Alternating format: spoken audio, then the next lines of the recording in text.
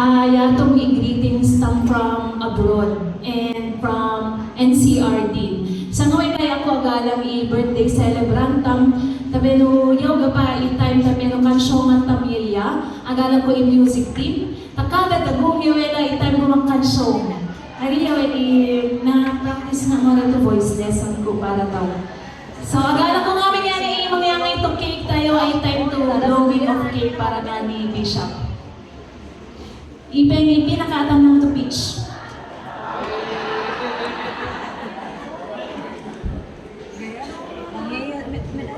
Meron ko ni Jeff Gafo na hinikuha pa kay pitch ko dami sa yung anak pa Diyos ni kalimawagin sikaw ay regalo na Diyos ni kami niganta ka na iyako tutangan ako anta magbalo kami gawin ikaw ko at tatang sigaw na nalikod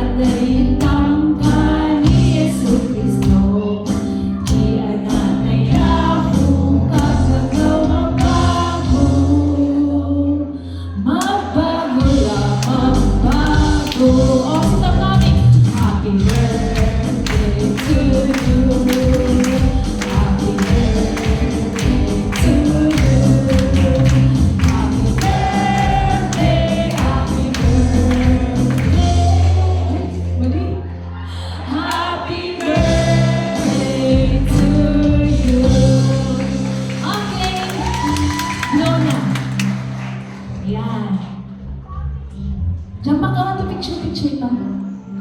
To picture.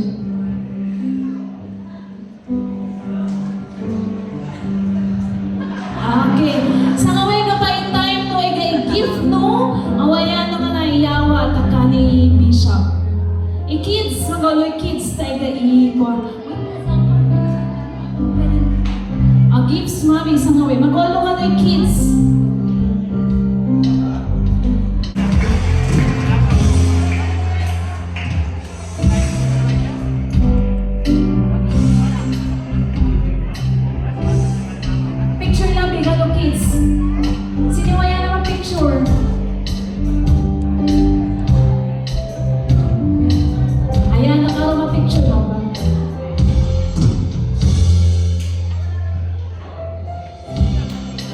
Picture.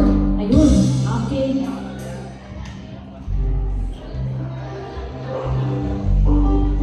Okay, thank you. Sige, wayata nga na i-follow pa kay Karwa.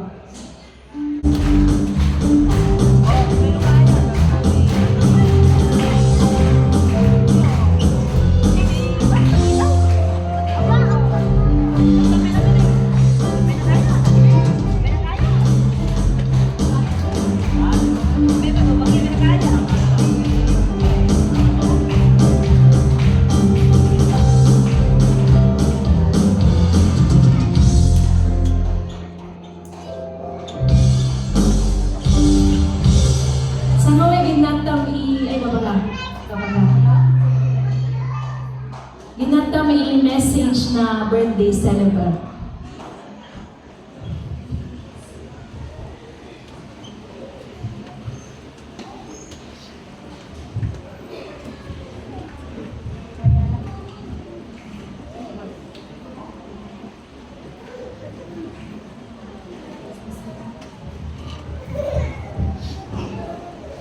Diyos na gabi, magandang gabi po sa lahat.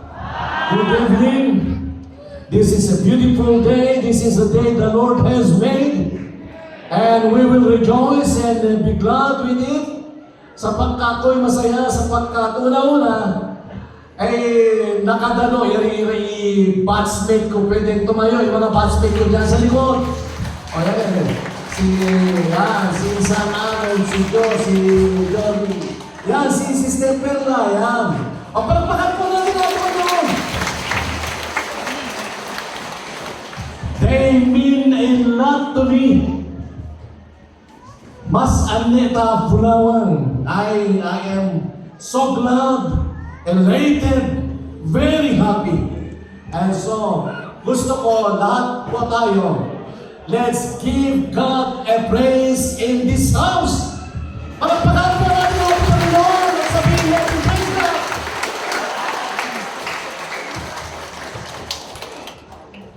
Thank you, Lord. Thank you.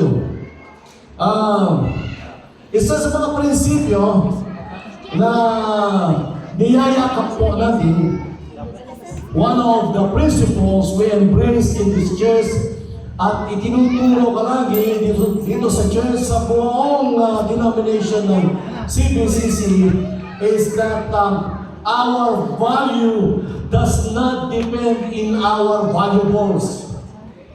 Yari ikebalinagtam kalamat depende lupiga iegatagditam. Kaya po tayo narito dito ngayon because we have chosen to pursue God instead of pursuing the world. Yato tayo itang tao we invested our life. Mega po itong niyayakap po nating prinsipyo. So ngayon, ako ay nagpapasalamat. Thank you, CBCC, for your love.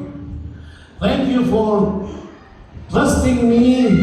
I am grateful for your profound dedication and great commitment to the great commandment of the Great Commission that brought us to where we are now. Laking accomplishment po, ang laki ng accomplishment natin sa year 2025. Ay isa sa mga accomplishment po natin ay nagkaradwa eskwela international local at nais po natin kilalanin ang pagpapagal ng ating tapat at masigasig na presidente ng school. Walang iba kundi si Dr. Hiherson Ong. Palapakan po natin. Thank you, Hiherson, Dr. Hiherson Ong. At sa lahat ng mga teachers, lahat ng mga staff. Ngayon, pasalamatan din po natin ang director ng Church Planting Home and Abroad. Palapakan po natin siya.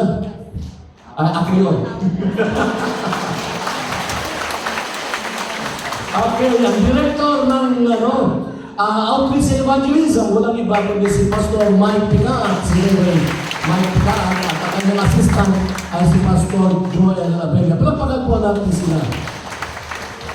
At we would like to acknowledge din ang pagpapagal ng mga taga-Kids Ministry. Palapakan po natin ang kanilang director, si Sister Sally at si Chairman na si Ate. Palapakan po natin.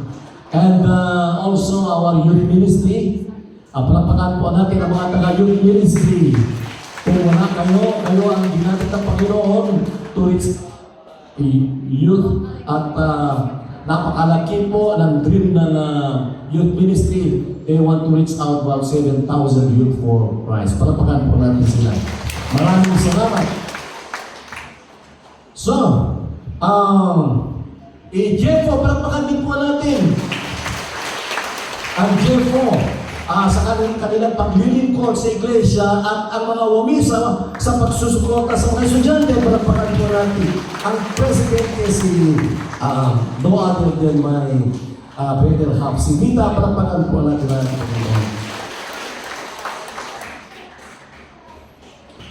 So, ang dami pa tayo, kinakaro pa kayo na-accomplish ng Tatong Nadagong. Sa mga Tatong Nadagong, I was recognized as one of the independent translators of the United Bible Society. Mas mataas yan kaysa Philippine Bible Society. Mas mataas yan kaysa American Bible Society. Ito, United Bible Society, and I was recognized, given the authority to use their resources. Palagpagan po natin lahat, Panginoon. Accomplishment po ng Panginoon sa atin yan. What an accomplishment from the Lord! Subalit, malaking accomplishment, ito ang katotohanan. God is more interested in who we are than what we do. Mas interesado po ang Panginoon sa karakter natin kaysa accomplishment natin. Kaya ang gagawin po natin last Wednesday, yung patungkol sa mensahe ni Pastor Onji, patungkol sa love, ganito po ang gagawin natin para yung character ay mamon. Kasi ang katotohanan, at the end of the day, when we breathe our last, sa naulo inanagtaktaw niya, last to inanagtaktaw, the only thing that matters is our character and our relationship with God. Yon lamang po ang mahalaga. Sa kauno matay itamana, ngamin they all burn up in eternity. At isa ang madadala po natin sa harap ng Diyos, ang ating puso. Yan lamang importante. Eh natin, awat to kwenta na namin ito. So, alikwat ng gavo, sa kaya tagdagong, kaya ko to direction tam, challenge ni Pastor Rogi last Wednesday, yari inagtam no love tam mga silor o naawag na. Kasi kung minsan ang church napaka-busy, yung pala, iniwan na ang kanilang first love. So ganito gagawin natin. More time with the King, less time with the kingdom. Kasi kung minsan tayo, we have more time with the kingdom, pagkatapos less time sa King. Ang gagawin natin, more time sa King at less time sa kingdom. Amen? Yun po ang gagawin natin. And itong ikwantam, CBCC maging mas effective kung napapansin po nila ng mga tao sa labas na ang daladala po natin ay ang ating Panginoong Jesus na nakikita action nila mga kilitam. Asitang namin ma-shine kabangan pero people will see our good deeds and glorify our Father in heaven. Thank you na nagadekantam. Yan kung ay all glory to God. We owe it all to Him. Ang sitang namin ay magdayo sa thank you ta pas-suportado, thank you ta love no, thank you ta keno. I love you all. Sika mo i-meaning ng life ko, sika mo i-fulfillment ng life ko, sika mo i-joy ng life ko. Awan tanakwan, sika mo i-kwenta. Kasi sa ulo mahinga ng Diyos, sika mo lamang biyak din ta lagi ikarawan. Palapakan po natin ang Panginoon. Thank you lang. Maraming